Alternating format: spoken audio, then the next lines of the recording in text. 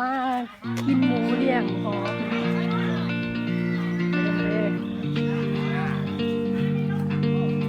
เลี้ยงที่หอจัดขึ้นทุกปี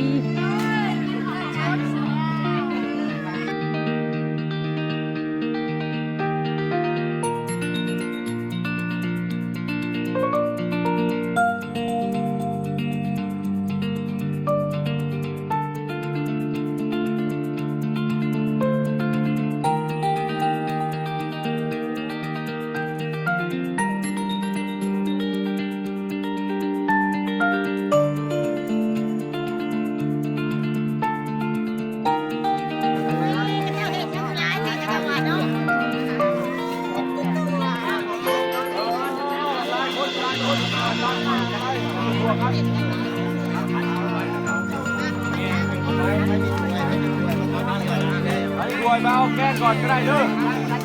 ได้ก็ได้ไม่ต้องไปนวดนะคนสวยได้สวยมา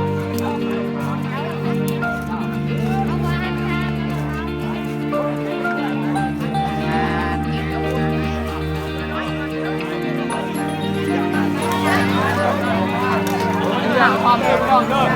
ร้านเลยขอไปก่อนได้ความมืดได้บนที่ร้านได้เป็นไงยังมีฮอตดิฟนะ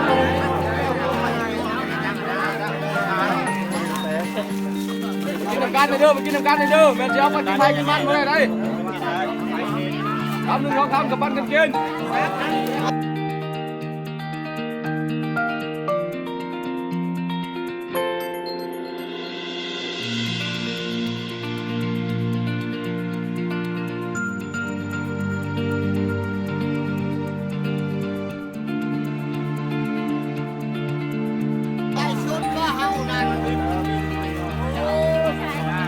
แล้วกินกระเจ้าเหมือนกันกินอะไรตุ้มเหมือนกันแล้วพี่น้องกินจุ่มอะไรอยู่วันนี้แล้วก็ราคาพันก็ได้นะ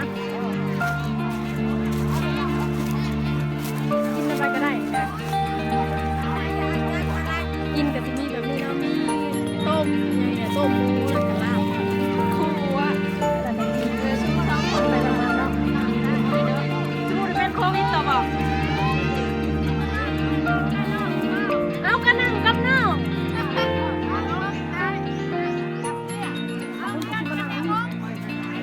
ฮะเอามากินน้ำกันพี่น้องมาพี่ติ๊กเผานะเอาพี่ติ๊กเผานะพูดจีแมนเอาพี่ติ๊กเผานะเนี่ยเจ้าเป็นอย่างนี้ไอ้จุ่มมาเป็นอย่างนี้สามารถทุกคน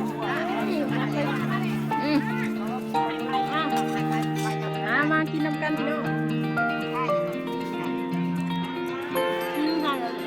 อย่างคนหน้า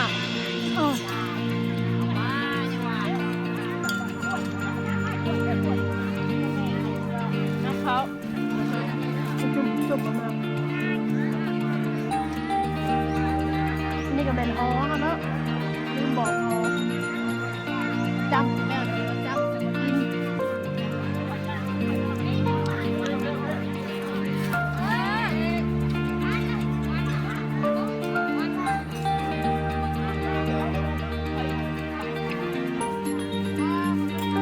ครับผมไม่ลองเอา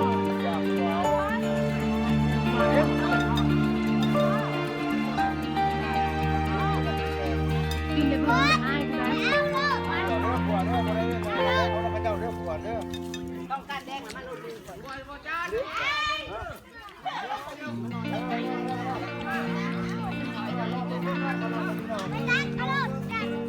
หมดนี่ต่อไปแล้ว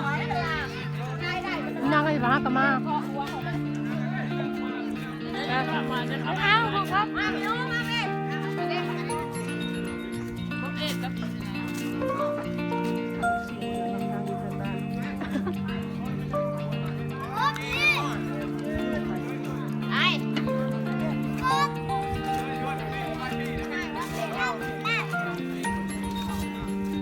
ลาดไปเขาเนี่ยยังมาลาดนั่น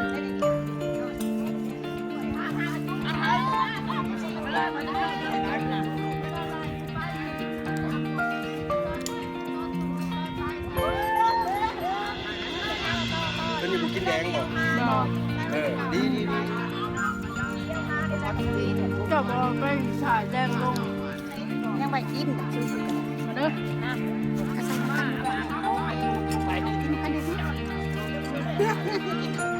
ยังไม่แกงหรอก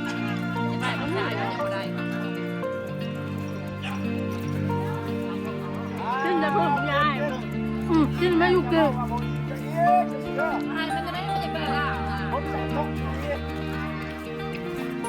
คนดีๆเนี่ยปีนี้นะ ได้ปะ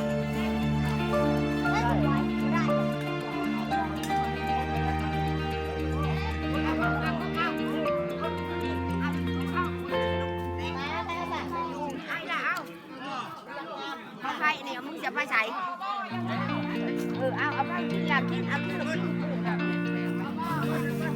เราบอกกินหลับได้ไหนหน่อยไอ้ไปกินหลับกินมาดำ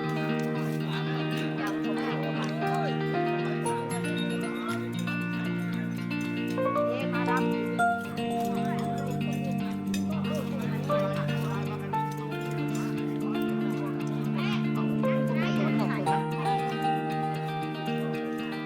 เที่ยวไปนวดแล้วก็ทำมาเรียนละห้องผม ใจดีสวย มาพึ่ง อ้าว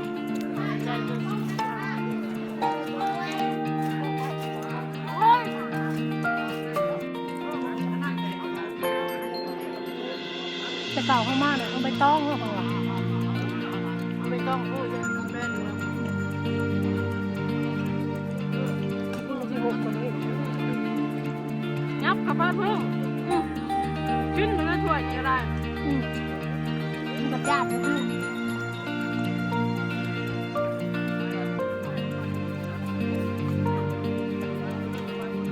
ที่เราละมี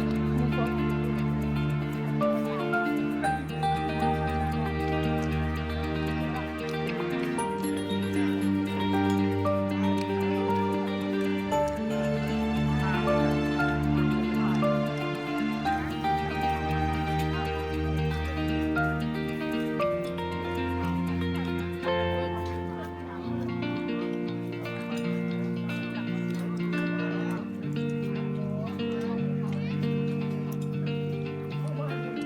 เดือด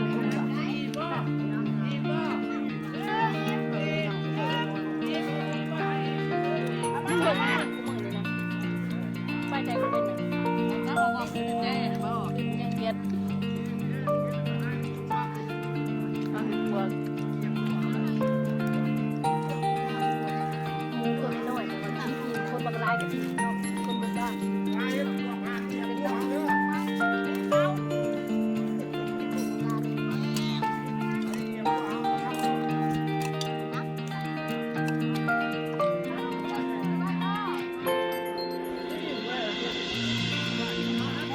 เอาไปกินไม่ได้หรอ